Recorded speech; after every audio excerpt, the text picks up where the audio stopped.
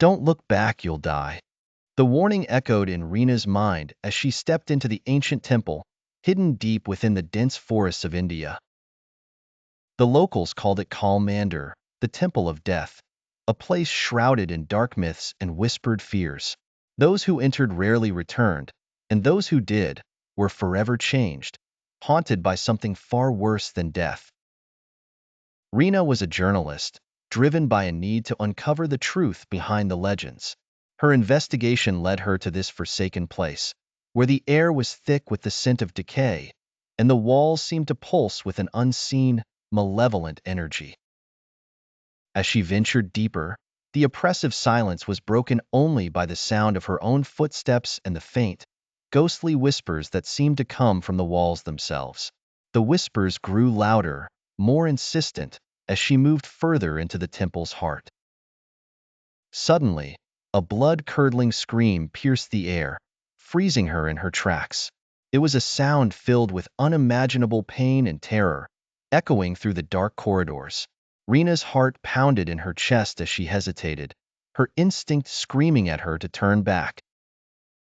But the lure of the story was too strong, and she pressed on. The temple's corridors twisted and turned like a maze, leading her into the darkness where the air grew colder, and the whispers turned into low moans of agony. Reena felt eyes on her, unseen but ever present, watching her every move. The walls seemed to close in around her, and the shadows stretched out like claws, threatening to engulf her. Finally, she entered a vast chamber, dimly lit by flickering torches. In the center stood a massive stone altar, stained dark with centuries of blood. The air was thick with the scent of death and something else, something ancient and evil. Before she could react, the shadows in the room began to move, coalescing into the shapes of figures, their faces twisted in eternal torment. They were the souls of those who had been sacrificed here, bound to the temple for eternity, and now they sought to claim her as their own. Reena backed away, but the figures advanced, their whispers turning into screams of rage and pain. The room spun, and she felt a cold hand brush against her neck, the touch sending a shock of fear through her entire body. She turned to run, but the figures were everywhere, closing in on her with impossible speed. They tore at her clothes, their icy fingers digging into her flesh, drawing blood. She screamed, but her voice was drowned out by their own, a cacophony of suffering that filled her ears, her mind, her very soul. In her panic, she stumbled and fell against the altar.